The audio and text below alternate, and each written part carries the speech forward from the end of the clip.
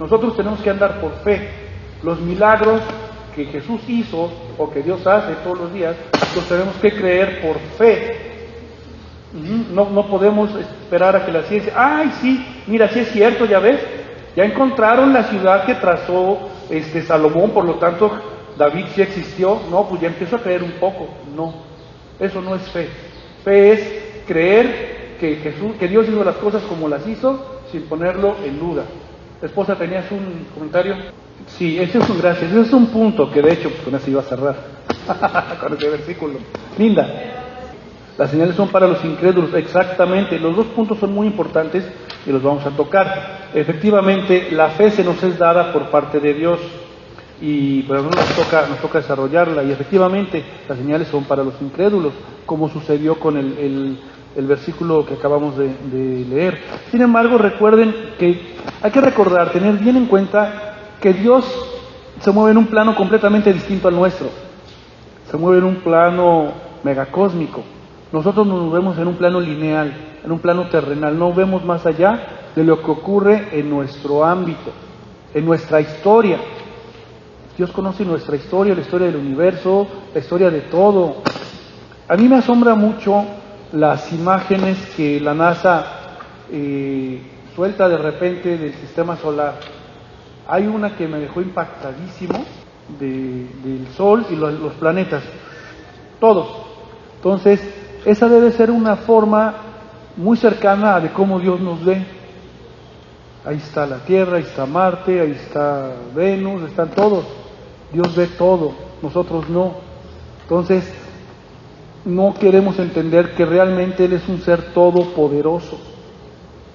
Y nos basamos en lo que alcanzamos a ver en nuestra línea terrenal, en nuestra ciencia, en lo que todos venimos o no todos, pero la gran mayoría de nosotros venimos de congregarnos en la iglesia de enfrente, y si bien nos dieron una enseñanza de que Dios existe, pues no nos dieron una educación de cómo realmente es que Dios trabaja en nuestras vidas.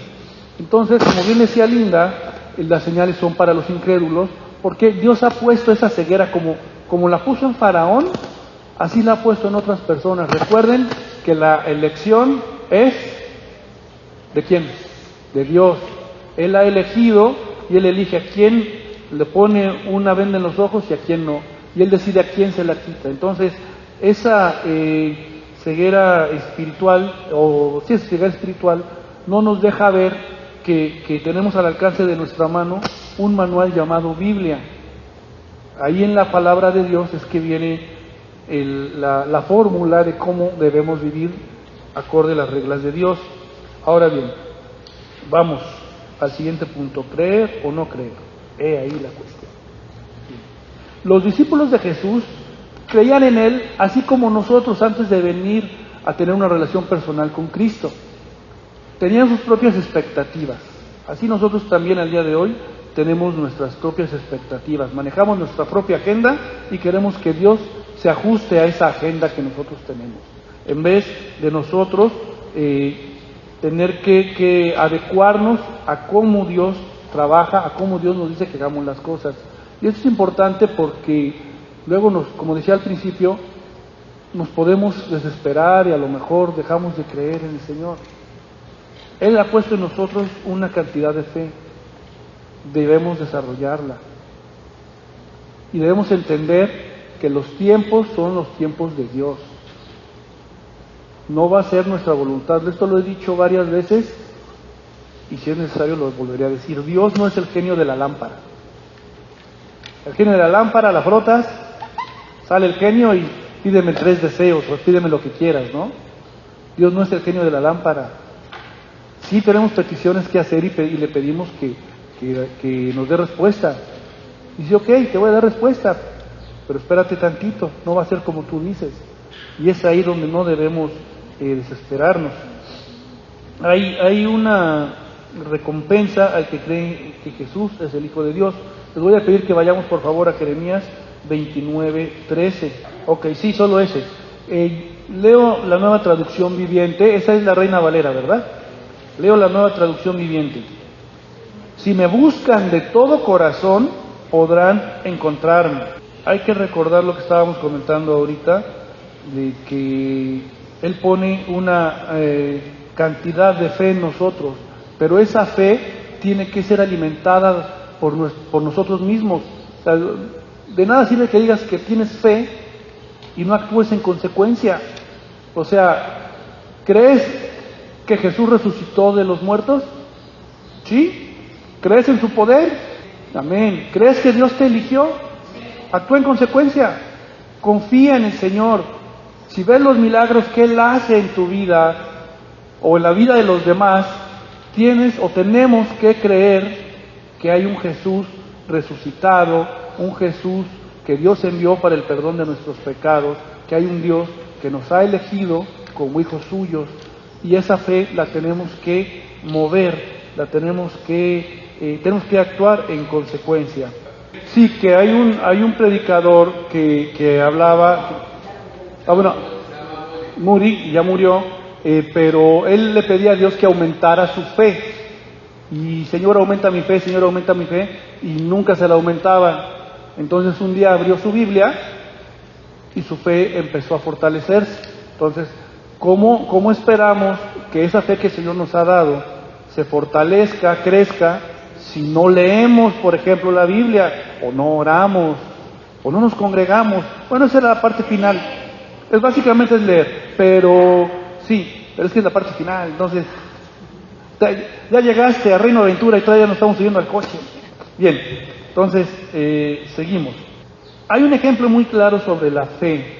Este viene en la historia que nos cuenta Juan. Les voy a pedir que vayamos a Juan 4, 48 al 52. Aquí vemos un ejemplo, vamos a ver un ejemplo de la fe que Dios nos da. Recuerden que la fe no es de nosotros. Nosotros no teníamos fe, no tenemos fe, como decíamos hace un instante. Nosotros preferimos creer en lo que dice la ciencia que en lo que dice la palabra de Dios. Entonces, cuando el Señor nos elige, también nos da una porción de fe, y es el ejemplo que vamos a leer. Este oficial del rey Herodes Antipas creía en Jesús, en su autoridad, básicamente creía en la autoridad que tenía el Señor. Y reitero, esta fe es la que nos la pone Dios. Nosotros tenemos que activarla. Entonces, este oficial tuvo esa fe porque reconocía en Jesús la autoridad que él tenía. No solo tuvo la certeza de que el Señor sanaría a su hijo, sino que obedeció tal cual lo que Jesús le había: vete, ya tu hijo ya está sanado, ¿no? Entonces, ahora en el versículo 50 dice la Reina Valera: ve, tu hijo vive. Y el hombre creyó la palabra que Jesús le dijo y se fue. Sin embargo, en la Nueva Versión Internacional está escrito así: vuelve a casa, que tu hijo vive. O sea, todavía más mandatorio, ¿no? Ya tu hijo ya está, ya llégale, ya vete, paz. Y el cuate fue. Eso es fe. Eso es fe. Bien, tenemos que recordar también que el plan sabio de Dios, en el plan sabio de Dios, su pueblo Israel iba a tener esperanza, una esperanza futura. Se encontraban cautivos en tiempos difíciles y empezaban a desesperarse, pero el pueblo de Dios nosotros que somos el pueblo de Dios, debemos tener esa actitud de que el Señor nos ha puesto esa fe, esa esperanza. Juan 8:21, les voy a pedir que vayamos, seguimos en Juan, vamos a pedir que vayamos al 8:21, quien lo tenga por favor. Cuando Él dice yo me voy, está hablando de su muerte, de su resurrección y de su ascensión.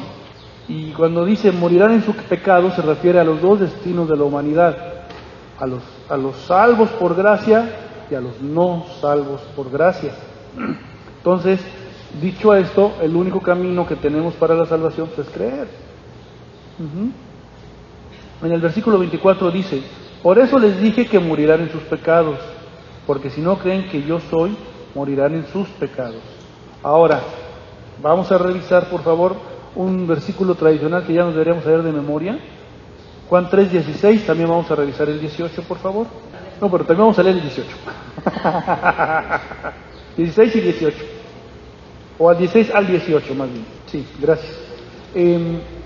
Algunos han insistido en que Dios envió a Jesús a morir con el propósito de salvar a todo mundo sin excepción, pero no, eso debemos tenerlo claro que no es así.